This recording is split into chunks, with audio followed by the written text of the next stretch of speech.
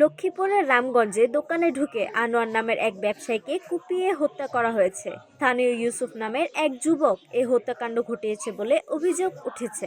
মঙ্গলবার সকালে উপজেলার ভোলাঘাট ইউনিয়নের নাগমুদ বাজারে এই ঘটনা ঘটে।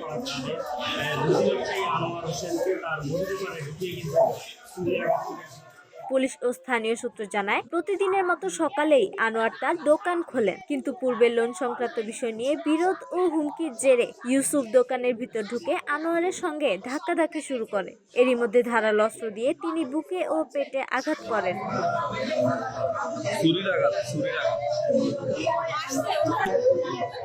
গুরুতর আহত অবস্থায় আনোয়ারকে উদ্ধার করে উপজেলা স্বাস্থ্য কমপ্লেক্সে নেওয়ার পথে তার মৃত্যু হয়।